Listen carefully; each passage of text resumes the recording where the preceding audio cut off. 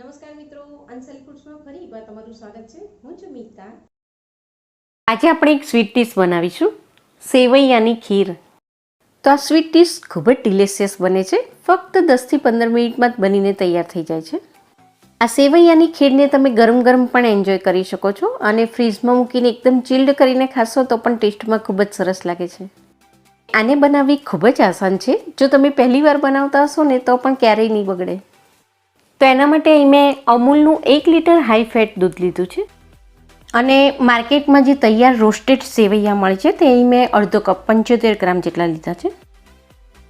ખાંડ અહીં મેં સેવૈયાના જેટલી જ અડધો કપ લીધી છે. ખાંડ તમારા ટેસ્ટ મુજબ અહીં તમે થોડી પ્લસ માઇનસ પણ કરી શકો છો. ડ્રાયફ્રૂટ્સમાં અહીં મેં થોડા બદામ, પિસ્તા અને કાજુ લીધા છે અને એની સાથે મેં થોડી અખરોટ પણ લીધી છે. આ બધું ઘીમાં શેકી લેવાનું છે એટલે અહીં મેં તેને પલાળ્યું નથી. તો અહીંયા બધું જ ડ્રાયફ્રૂટ્સ આપણે પહેલાં ઘીમાં શેકીને ચોપ કરી લઈશું, પછી તેને ખીરમાં મિક્સ કરીશું. 1 ટેબલસ્પૂન જેટલી ચારોળીને અહીં મેં ગરમ પાણીમાં 1 કલાક માટે પલાળી રાખી હતી અને ચારોળી એકદમ સોફ્ટ થઈ ગઈ છે. અને સાથે થોડુંક ચોથા ભાગ જેટલું જાયફળ અહીં મેં બારીક છીણીને લીધું છે. એનાથી ખીરનો ટેસ્ટ ખૂબ જ સરસ તૈયાર થશે.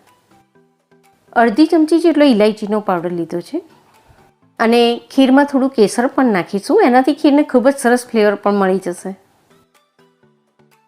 સૌથી પહેલાં આપણે દૂધને એક બાજુ ઉકળવા મૂકી દઈએ અને આપણે જે કેસર લીધું છે એમાં પણ થોડું દૂધ મિક્સ કરીને આપણે કેસરને પલાળી લઈશું.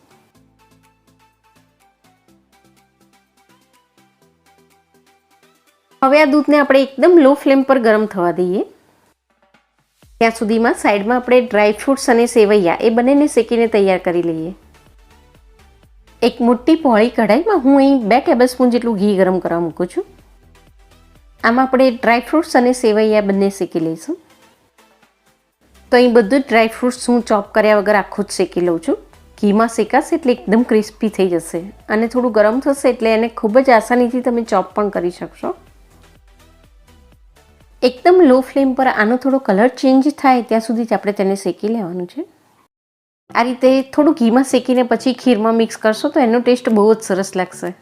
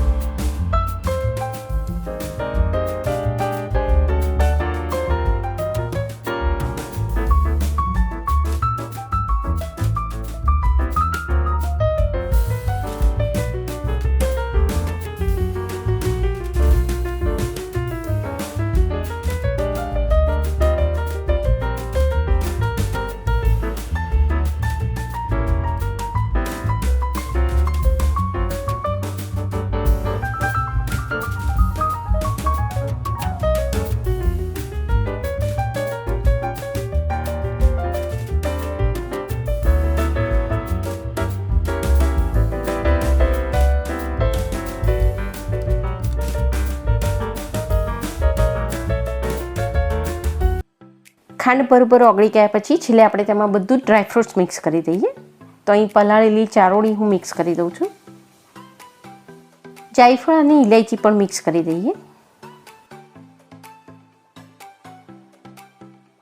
ડ્રાયફ્રૂટ્સને શેકી લીધા પછી મેં તેને બારીક સમારી લીધું છે, તેને પણ આપણે મિક્સ કરી દઈશું. ડ્રાયફ્રૂટ્સ અહીં તમારા ટેસ્ટ અને ચોઈસ મુજબ તમે લઈ શકો છો. હવે 2 થી 3 મિનિટ માટે આને આપણે ઉકળવા દઈશું. ઇલાયચી અને જાયફળનો ટેસ્ટ પણ અંદર સરસ બેસી જશે અને ડ્રાયફ્રૂટ્સ મિક્સ કર્યું એ પણ થોડું સોફ્ટ થઈ જશે. તો આ બ્રાઉન કલરના રોસ્ટેડ સેવૈયા તમને ખૂબ જ આસાનીથી માર્કેટમાં મળી જશે. 1 લીટર દૂધમાં અહીં મેં અડધું પેકેટ અરાઉન્ડ 75 ગ્રામ જેટલા અડધો કપ સેવૈયા નાખ્યા છે. ખીરનું ટેક્સચર એકદમ પરફેક્ટ બનશે, બહુ જાડી પણ નહીં બને ને એકદમ પાતળી પણ નહીં થાય. છેલ્લે આમાં હું થોડી બારીક સમારેલી ખજૂર પણ મિક્સ કરી દઉં છું.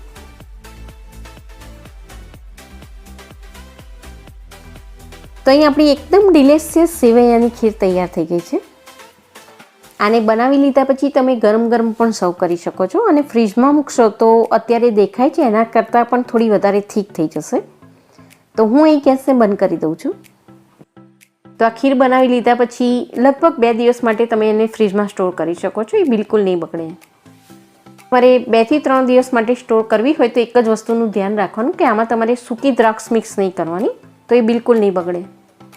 ફ્રેન્ડ્સ, આજે આપણે ખીર બનાવી, પણ આ જ દૂધ અને સેવમાંથી ખૂબ જ સરસ બરફી સેવૈયા પણ બનાવી શકાય છે. એને તમે પ્લેટમાં ઠારીને એના સરસ મજાના પીસ પણ બનાવી શકો છો. તો એનો વિડીયો પણ મેં ચેનલ પર મૂકેલો જ છે. નીચે ડિસ્ક્રિપ્શન બોક્સમાં હું તમને તેની લિંક પણ આપી દઉં છું.